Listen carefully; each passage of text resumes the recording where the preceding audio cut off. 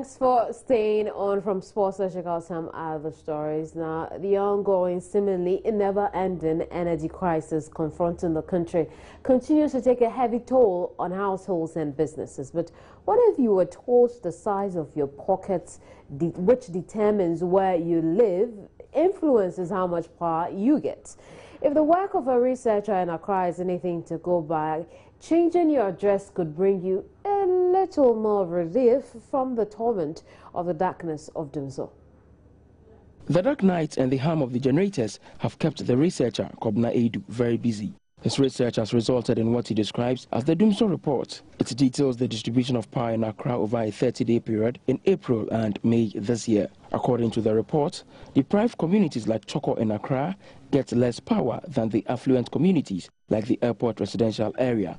Mr. Edu believes that if the Electricity Company of Ghana develops and sticks to a load-shedding timetable, the inequality will be minimized. Instead of having the lights, say, on 12 hours, off 12 hours, if you had it on 4 hours and off 4 hours, at least every day, everybody can work a little bit during the daytime.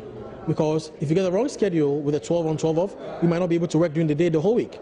But with 4 on, 4 off, at least you can work a little bit during the day and during the weekday, and you can plan for it. Also, at home, it's more difficult for your food to go back bad in the freezer because 4 hours off won't be that bad, and then it comes on again. So for me, that makes more sense than 12 off and 12 on. This one is for just certainty, because I think of 3 aspects of the Dumsor crisis. There's the shortage, which we all know. There's the uncertainty, which we all experience. After listening to Mr. Edu's presentation of his research findings, the audience seemed to share in his view that more needs to be done to ensure equal distribution of the country's mega power supply. It is very important that even as we try to, shed load and make sure that everybody gets a share of the little power that is available, we are particular about where we are sending it and not give it to some people more than other people. What I found glaring was the fact that some communities get a lot and some communities don't get any. What about those young people in those communities that don't have enough light to study, don't have enough light to do their activities? That's sad. I just feel that the information law is very important to all the issues going on in the country. And I just feel that the information law really will make a difference in the country.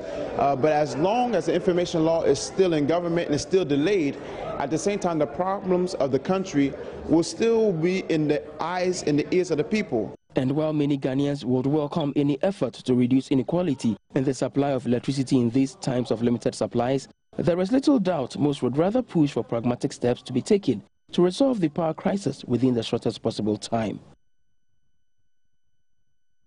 Well, now you know, if you feel like changing your dress, look into your pockets as well, because you just might change your situation in terms of the darkness of Dumsor.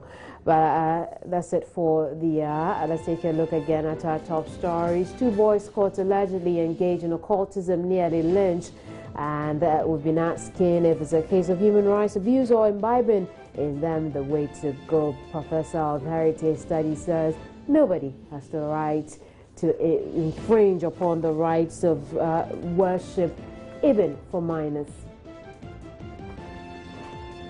The Food and Drugs Authority says it will ban skin lightening creams on the Ghanaian markets which have above the 2% accepted level of hydroquinone. And Minerals Commission calls for restraint following violent attacks by youth on mining firm Persis based in Ayamfuri in the central region. When you join us again at midday, we'll bring you more on that story from the central region. In the meantime, visit myjournline.com for more news.